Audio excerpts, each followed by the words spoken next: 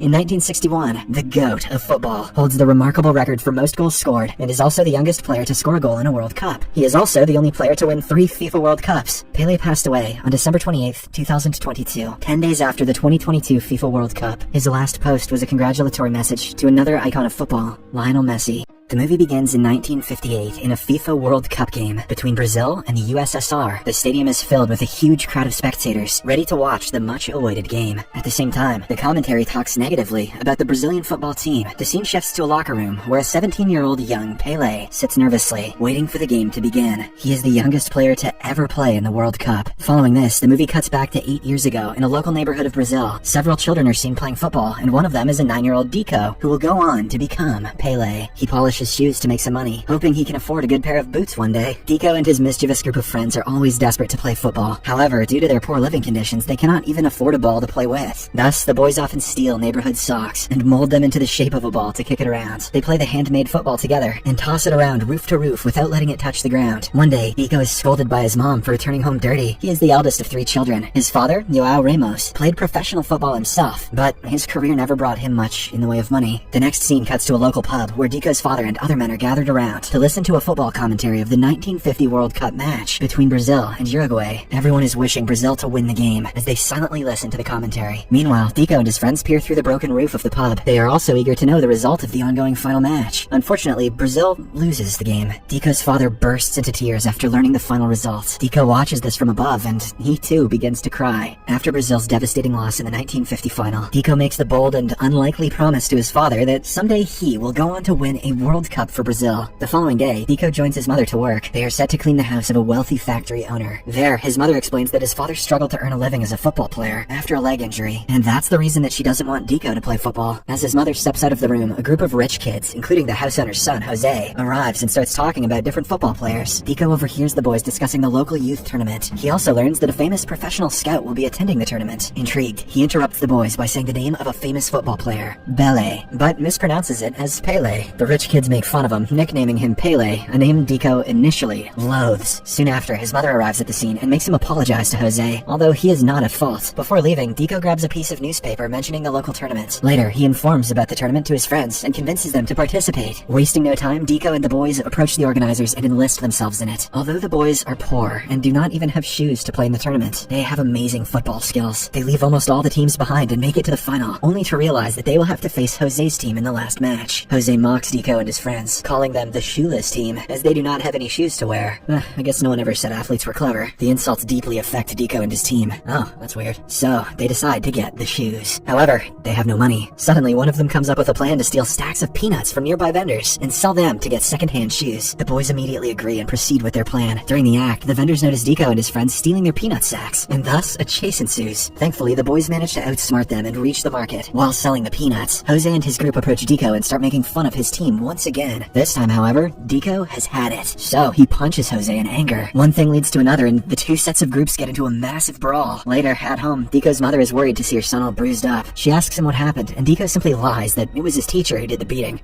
This infuriates his mother, so she promises to talk to the teacher the next day. However, Deco's father interrupts and says that he will deal with the teacher, and insists that she focus on her work. The next day, he takes Deco to work. On the way, he reveals that he knows about the fight and the tournament, but instead of getting angry, Deco's father suggests he put aside his feelings and focus on his skills to win the final game. He advises his young wannabe football player son that if he wants to play professionally, he can't be ashamed of who he is. Knowing his father is by his side, Deco becomes happy and determined to play his best in the tournament. The big day finally arrives, and everybody is cheering up for Jose and his team of rich boys. Once again, the arrogant boy makes fun of Deco and continues calling him Pelé. Meanwhile, Deco and his team finally wear the second-hand shoes they bought by selling the stolen peanuts. However, the boots are too big for the young boys. Once the match starts, Deco and his friends are slowed by their oversized boots. Jose's team takes this as an opportunity, so they score goal upon goal, making the score 6-0. The most goals scored in one game in the history of all soccer. As the match progresses, Deco gets angry when the opponents begin to play foul, and Jose continues to tease him. But just when he is about to attack Jose in a fit of rage, he sees his father in the audience and recalls what he had said the other day. Deco then decides to take off the uncomfortable football boot to ease himself and play football as they did in the streets. He takes the ball, dodges over his opponents, just dangles their asses silly, and surprises the crowd with his amazing skill skills, scoring the first goal. Soon after this, all of his teammates begin to take off the oversized boots and play the game their own way. Deco and his team dominate the game as they pass the ball through their opponents. Thanks to Deco's showcase of incredible skills, his team almost pulls off a dramatic comeback. By the end, they manage to push the score to 6-5. They lose the game because of time constraints. However, everyone is mesmerized by Deco and his team's game, so they give a standing ovation to them. Everyone begins to chant his name as Pele. Soon after the tournament, Deco and his friends spot the vendors from whom they had stolen peanuts the other day. The young boys begin to run away and go into the forests. However, one of his friends trips over a branch and hurts his leg. Deco helps him and takes him to a small cave nearby. Suddenly, it starts to rain heavily, and this triggers a landslide above the cave that the boys are sheltering in. Deco, whom we will now address as Pele, manages to get out. However, the injured friend is stuck inside the cave, which is soon overpowered by the landslide. In the next scene, the vendors arrive and dig the boy out. Unfortunately, he is already dead by the time he is rescued. A distressed Pele returns home and sobbingly explains everything to his mother. He blames himself for the death of his dear friend. For days, Pele remains shut and continues to blame himself for the tragic accident. To distract him, his father takes Pele to his workplace. There, he shows his son some football tricks by playing with some mangoes. Initially, Pele ignores his father for some days, but later starts joining him and practicing with the mangoes. Cut to some years later. Pele is now 15 years old and continues to assist his father in janitorial work while practicing with mangoes during break time. One day, his mother notices him practicing with his father and finally realizes Pele's passion for football. She decides to call a professional scout named Waldemar De Brito to watch him play. When Pele returns home, he is happy to see De Brito waiting for him. De Brito, also a former member of the Brazilian national football team, suggests Pele participate in the trials of the local football team. De Brito eventually convinces Pele's family to let the budding phenom leave home and try out for Santos FC, a professional football club. In the next scene, Pele begins his professional training with Santos FC. However, it becomes difficult for him to adapt to the European style of playing. During practice, he starts out poorly and is even scolded by his coach a couple of times. Discouraged by his play, Pele decides to return home and continue working with his father. In the train station, De Brito approaches the young boy and inquires what is the reason behind his sudden departure. Pele replies that he thinks his way of playing is not accepted in the club, and even the coach isn't satisfied with his performance. De Brito explains that his way of playing football is considered the Jenga style, which was famous during the era of slavery. The slaves used to practice a self-defense art form of the same to defend themselves from their cruel masters. They fled to the forests and continued practicing Jenga. After slavery was abolished, the slaves found out that their Jenga style was no more in use. Therefore, in order to preserve it, they used the style to play street-style football. Ever since then, Jenga has been in practice. However, Brazilians blamed Jenga style to be the cause of the loss in the 1950 World Cup. This is why most coaches want to train youngsters according to traditional and European-style football techniques. De Brito then suggests Pele stay and prove to the world his talent, or return home as a coward. After he leaves, Pele thinks for a while and eventually decides to continue training with Santos FC. The next day, he starts off poorly, as he is asked by the coach to play according to the game plan. However, the match doesn't work in his team's favor, so Pele is scolded by his coach and looked down on by his teammates. Suddenly, the young player recalls his father's advice and how he practiced with mangoes. He also sees De Brito cheering for him, so Pele decides to play the game the way he knows. Soon after, Pele gets the ball and dodges through his opponents. He then kicks the ball acrobatically, like how he used to with the mangoes. In this way, Pele scores the first professional goal of his career at the age of 15. His coach, along with the spectators, are surprised to see Pele's amazing skills. As the days pass, Pele continues to play with other teams across the country and make a name for himself, despite being the youngest player to participate in a professional tournament. Surprisingly, he moves up from the youth squad to the reserve squad and eventually works his way up to the professional level team. His orthodox Jenga style of play is of great concern to his coach, but he can't argue with results as Pele leads the team to several victories. One day, Pele decides to give a surprise visit to his parents and also bring along some gifts to the family. He gifts a radio to his father, and they decide to listen to the announcement of the national squad for the 1958 World Cup. Pele doesn't believe that he will be selected as he is too young to play in the national team, but despite this, they decide to listen to the announcement, and to their surprise, Pele gets selected. In the next scene, Pele joins the national team, and everyone seems to be friendly. However, the reporters there begin to question Brazil's style of playing. They even make fun of the Jenga style, calling it outdated and boring. To make matters worse, the national football coach also confronts Pele and warns him against playing the Jenga style of football. The following day, Pele decides to play the traditional European style of football, as suggested by his coach. However, it becomes difficult for him to adapt to this style. In the process, he trips and hurts his knee. That's okay, he's just diving. When the doctor examines him, he points out that Pele might be ruled out of the World Cup due to his injury. Later that night, an upset Pele rings his mother to inform the family about the recent incident and the likeliness of him not being able to play in the World Cup. However, his mother tells him to have faith and advises him to take care of himself. The 1958 World Cup finally begins, and the Brazilian team manages to win a couple of starting games. However, due to the brutality of the matches, several teammates are injured. Therefore, the coach is left with no choice but to ask an unfit Pele to play the ongoing match. Initially scared, Pele makes a couple of excuses, but the coach forces him to play for the country. Before the players head to the field, the coach once again reminds Pele to play traditional European-style football, or else. Soon, Pelé joins his teammate on the ground, and they barely make it past the USSR to reach the semi-final with France. In the semi-final, the Brazilian team is utterly dominated, and France even manages to score a goal. During the interval, Pelé looks upset as he notices the injured players in the dressing room. Demotivated, he asks one of them to replace him in the second half. However, the teammate refuses and reveals that he is not in a sound mental state to play the game. Additionally, he tells Pelé that he is tired of playing European-style football, and further suggests Pelé play the Jenga style so that he can truly showcase his skills and hopefully win the game. Bolstered by his teammates' support, Pelé erupts onto the field with his Jenga style of play. He displays remarkable speed, athleticism, and field vision to score 3 goals in a semi-final 5-2 demolition of France. A few days later, during a press meeting between the two finalists' teams, Brazil and Sweden, the Swedish coach mocks Brazil's Jenga style of playing and says that they will lose the World Cup final just as they did in 1950. Frustrated, Brazil's coach storms out of the meeting. At night, Pelé rings his father to inform him about the situation, but the latter advises him to try to unite his teammates so they can win the match. The following day during breakfast, Pelé challenges his teammates to kick the ball to the nearest lighthouse without dropping it. Thus, this would need teamwork. The teammates reluctantly agree, and they start kicking the football without touching the ground. Upon seeing this, the coach realizes he was wrong for teaching the boys traditional European formations, and later confronts them. He suggests the team play the Jenga style in the final, and show the world the Brazilian way of playing football. It's the World Cup final, and the Brazilians all around have eyes on their TV for the live show of the match. On the ground, the match begins, and surprisingly, the Swedish team manages to score the first goal within 4 minutes of the game. Pelé is continuously sidelined by the opponents. As it turns out, their big game plan is to stop Pelé from getting the ball. However, the Brazilian team maintains their form, and soon after, Pelé gets the ball and shoots an incredible goal. And then, the team nets 4 more to make it a final 5-2 win over Sweden. With this, Brazil wins for the first time in a World Cup. Pelé's teammates storm onto the field to congratulate him and lift him up onto their shoulders. The scene then shifts to the real moment when Brazil won the final in 1958. Pelé is cheered by his teammates. In the final scene, it is revealed that the Brazilian president declared Pelé a national treasure.